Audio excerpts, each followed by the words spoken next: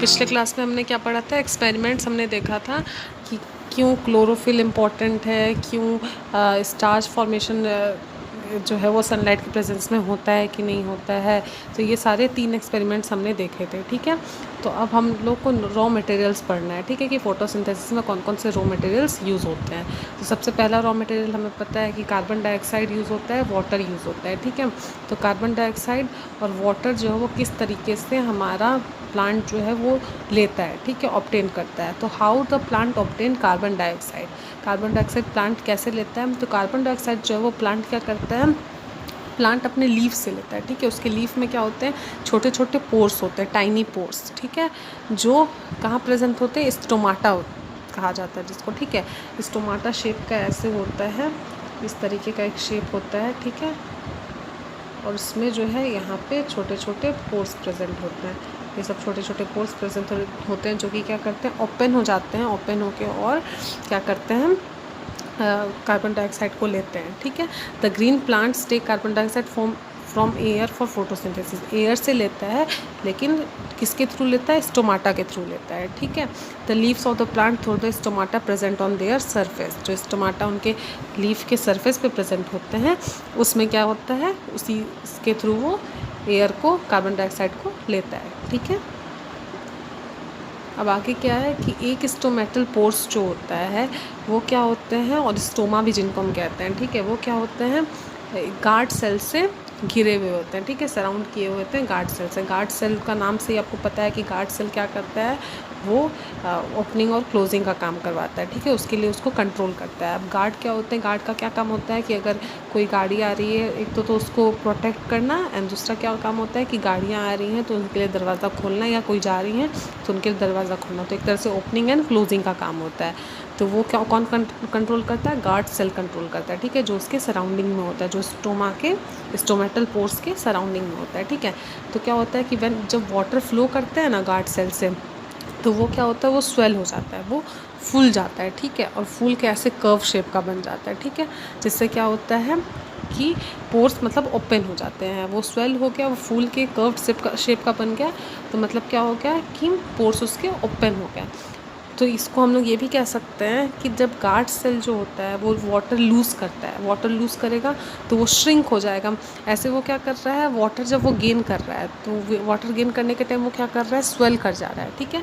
ये हमने पढ़ा है कि वाटर गेन करते टाइम क्या होता है, स्वेल हो जाता है। तो स्वेल होने से क्या होता है, स्टोमेटल पोर्ट जो है वो खुल जाता है। एंड जब वाटर लूज़ करता है, वाटर जब बॉडी से रिलीज़ करता है तो वो क्या करता है, श्रिंक कर जाता है, ठीक है, वो सिकुड़ जाता है। सिकुड़ जाता है तो मतलब वो जो पोर्स है वो क्लोज़ हो जाते हैं। तो इस तरीके से ही वाटर के लॉस या वाटर के गेन से डिपेंड करता है कि वो पोर्स जो है वो ओपन हो रहे हैं या क्लोज़ हो रहे हैं, ठीक है। तो क्या है यहाँ पे, a large amount of water is also lost from the cell of a plant leaves through open stomatal pores. Stomatal pores open करने के लिए क्या होता है कि लार्ज अमाउंट ऑफ वाटर जो होता है वो लॉस होता है, ठीक है। So when the plant does not need carbon dioxide and want to conserve water, the stomatal pores are closed. क्या होता है, जब जो है लीव्स को इसकी ज़रूरत होती है। अब देखो क्या है कि वाटर जो है वो लीफ से आ गया यहाँ पे आपके गार्ड सेल में आ गया, ठीक है। अब सेल में आ गया तो लीव्स में तो वाटर की कमी हो गई, वाटर की स्कार्सिटी हो गई। तो स्कार्सिटी हो जाने की वजह से क्या होता है कि कई बार प्लांट्स को प्रॉब्लम हो जाती है। तो इसलिए प्लांट्स क्या करते हैं कि जब उनको ज़रूरत होती है उस CO2 की, जब उनको CO2 की ज़रूरत होती है वो तभी पोर्स को ओपन करते हैं, वरना ऐसे वो क्या करते हैं, अपने पोर्स को बंद ही रखते हैं, ठीक है, ताकि वाटर जो है वो वेस्ट ना, वाटर को वो कंजर्व करके रखते हैं, वाटर को बचा के रखते हैं, ठीक है। The oxygen gas produced during photosynthesis also goes out through the stomatal pores।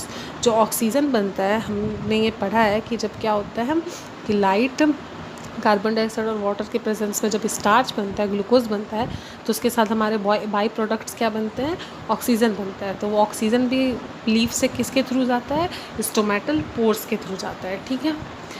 In addition to leave the stomata are also present in green stem. क्या होता है कि लीव्स में तो प्रेजेंट होता है पर ग्रीन स्टेम में भी प्रेजेंट होता है। कई प्लांट्स की जो डंडियाँ होती है, जो स्टेम होते हैं वो ग्रीन होते हैं, तो उसमें भी क्या होता है, स्टोमाटा प्रेजेंट होता है, ठीक है। और एक चीज़ और इसमें हमें जानना है कि स्टोमाटा कैसे होता है। जैसे जो ब्रॉड लीव्स होते हैं, जो बड़े से लीव्स होते हैं, उनमें क्या होता है कि वो लोअर सरफेस में, जैसे ये बहुत बड़ा सा लीफ है तो इसके निचले सरफेस पे क्या होगा, स्टोमाटा प्रेजेंट होगा। पर अगर कोई छोटा सा नैरो सा पत्ता है तो उसके में क्या होता है कि इक्वली दोनों तरफ डिस्ट्रीब्यूट किया जाता है, जितना ऊपर के तरफ होगा उतना ही नीचे के तरफ भी स्टोमाटा होगा। ठीक है, इस तरीके से डिस्ट्रीब्यूट किया जाता है।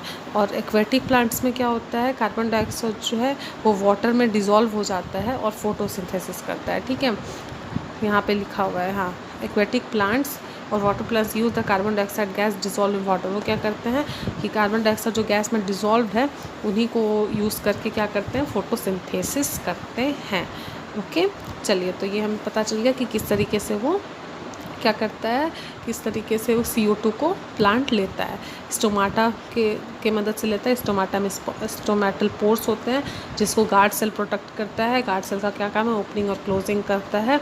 ओपनिंग कैसे होता है, जब वाटर जो है वो जब सेल के अंदर चल जाता है तो वो क्या करता है, स्वेल कर जाता है तो वो ओपन हो जाता है, और जब लॉस होता है तो श्रिंक हो जाता है, जिसकी वजह से क्लोज़ हो जाता है। ठीक है, इस तरीके से हम कार्बन डाइऑक्साइड जो है वो प्लांट्स के अंदर, प्लांट के मतलब लीफ के अंदर जाता है। ठीक है, अब आगे है कि प्लांट्स जो है वो वाटर कैसे उनको मिलता है। तो वाटर क्या होता है, रूट जो है वो सॉइल के अंदर होता है। सॉइल में पानी डालते हैं तो क्या होता है, सॉइल में जो वाटर होते हैं वो हाई कंसंट्रेशन में रहते हैं, तो हाई कंसंट्रेशन से वो लो कंसंट्रेशन की तरफ जाते हैं। तो ऑस्मोसिस के थ्रू क्या होता है कि वाटर जो है वो सॉइल से क्या होता है, रूट्स में जाता है। ठीक है, और रूट्स में जाने के बाद जाइलम की मदद से क्या होता है, वो ब्रांच में, वो स्टेम में प्रवेश करता है। ठीक है, जैसे हम पढ़ते हैं यहाँ पे, the water required by plant for photosynthesis is absorbed by the root of the plants, कि रूट्स के प्लांट के रूट से एब्जॉर्ब करते हैं। और प्रोसेस ऑफ ऑस्मोसिस क्या होता है, ऑस्मोसिस प्रोसेस से वो रूट्स में चला जाता है। ठीक है, सॉइल से रूट में चला जाता है। फिर वो ट्रांसपोर्ट कैसे करता है, through the xylem vessel. Xylem vessel के थ्रू जो है वो लीफ तक क्या करता है, ये करता है, ट्रांसपोर्ट करता है। जाइलम के बारे में आप और भी बेटर तरीके से पढ़ेंगे, फिलहाल आपको इतना ही जानना है कि जाइलम की मदद से वो क्या करता है, ट्रांसपोर्ट करता है, ऊपर की तरफ वो ट्रांसपोर्ट करता है। ठीक है, और लीफ तक पहुँचता है, where it reach the photosynthetic cell and utilise in its photosynthesis. वहाँ पे जाके वो क्या करता है, फिर फोटोसिंथेसिस करता है। ठीक है, तो दो रॉ मटेरियल के बारे में हमने पढ़ लिया, carbon dioxide and water. Carbon dioxide और वाटर के साथ साथ और भी बहुत सारे चीज़ ऐसे होते हैं जो कि प्लांट्स को ज़रूरत होते हैं। ठीक है, जैसे कि नाइट्रोजन होते हैं, फॉस्फोरस होते हैं, आयरन होते हैं, मैग्नीशियम होते हैं। ठीक है, कार्बन डाइऑक्साइड और वाटर तो क्या, वो फोटोसिंथेसिस के लिए इम्पोर्टेंट है, पर और भी तो चीज़ें चाहिए होती है ना प्लांट्स को, तो वो सब चीज़ें चाहिए होती हैं, तो वो सब उनको कहाँ से मिलता है, सॉइल से मिलता है। ठीक है, सॉइल से मिलता है, जैसे कि नाइट्रोजन जो है वो बहुत इम्पोर्टेंट है, तो वो सॉइल से नाइट्रेट के फॉर्म में मिलता है। ठीक है, तो देखो यहाँ पे क्या होगा कि नाइट्रोजन जो है वो इनऑर्गेनिक सॉल्ट मतलब नाइट्रेट के फॉर्म में सॉइल से मिलता है। ठीक है, या जो वो बैक्टीरिया जो होते हैं वो उसके फॉर्म में मिलता है, फ्रॉम द एटमॉस्फेरिक नाइट्रोजन। ठीक है, तो इस तरीके से बाकी सारे भी जो इंग्रेडिएंट्स होते हैं, न्यूट्रिएंट्स होते हैं, वो क्या किससे मिलते हैं, सॉइल से उनको मिलते हैं। लेकिन मोस्ट इंपॉर्टेंट वाटर होता है जो कि उनको सॉइल से मिलता है, जो ऑस्मोसिस के थ्रू रूट्स में आता है और जाइलम के थ्रू अपवर्ड ऊपर की तरफ ट्रांसपोर्ट करके प्लांट तक जाता है। ठीक है, तो कार्बन डाइऑक्साइड का हमने देखा और वाटर का देखा। अब हमें क्लोरोप्लास्ट के बारे में पढ़ना है। क्लोरोप्लास्ट क्या है, एक तरह का ऑर्गेनेली है सेल का। ठीक है, ये क्या कहाँ पे प्रेजेंट होता है, ये जो है लीफ में प्रेजेंट होता है। ठीक है, और ये फोटोसिंथेसिस करने में इसका खास रोल होता है। तो photosynthesis occurs in the organelle called chloroplast. Chloroplast में क्या होता है, फोटोसिंथेसिस ऑकर होता है, द साइट ऑफ फोटोसिंथेसिस। इसको हम लोग साइट ऑफ फोटोसिंथेसिस भी कहते हैं। ठीक है, हम लोग माइक्रोस्कोप में इसको ईजिली देख सकते हैं, इसका जो डायग्राम होता है इसको हम ईजिली माइक्रोस्कोप्स में देख सकते हैं। ठीक है, और इसके ही अंदर क्या होता है, क्लोरोफिल होता है। क्लोरोफिल होता है जो कि क्या करता है, फोटोसिंथेसिस में हेल्प करता है। ठीक, फिलहाल हमें इसमें इतना ही पढ़ना है कि क्लोरोप्लास्ट में जो है वो साइट है फोटोसिंथेसिस का, उसमें फोटोसिंथेसिस होता है और उसमें क्लोरोफिल प्रेजेंट होते हैं जो कि क्या करता है, फोटोसिंथेसिस हेल्प करवाता है। ठीक है, तो कार्बन डाइऑक्साइड कैसे है बॉडी में, वाटर कैसा है प्लांट्स के लीफ में, और फिर किस तरीके से क्लोरोप्लास्ट में फोटोसिंथेसिस हुआ। ठीक है, देयर इज़ हाँ, फिर यहाँ एक पॉइंट है, water is carried to the leaf by xylem vessel and passes into the mesophyll. Mesophyll क्या है, यही है, ठीक है, मतलब फोटोसिंथेटिक सेल जो है उसको हम लोग मीजोफिल सेल भी कहते हैं। फिर प्लांट क्या होता है, वाटर जो होता है वो मीजोफिल सेल तक चला जाता है डिफ्यूज़न की मदद से एंड रीचेज द क्लोरोप्लास्ट, और क्लोरोप्लास्ट तक पहुँच जाता है, ठीक है। There is a thin waxy protective layer called cuticle above and below the leaf which help to reduce the loss of water। Leaf में क्या होता है कि एक थिन वैक्सी प्रोटेक्टिव क्यूटिकल होता है, जिस मतलब लेयर होता है जिसको हम लोग क्यूटिकल कहते हैं, वो क्या करता है, लॉस ऑफ वाटर को रिड्यूस करता है, वाटर की कमी को वो घटाता है, ठीक है। तो इतना ही हमें पढ़ना है इसमें। अब आगे वाले लेक्चर में हमें न्यूट्रिशन इन ह्यूमन बींग्स देखना है, और उसके आगे अभी ये वाला जो चैप्टर है ये थोड़ा बड़ा है, तो इसको साथ ही साथ पढ़ते रहिए एंड बस समझते रहिए, या ऑटोमेटिक ये आपको समझ में आ जाएगा। Okay, thank you students.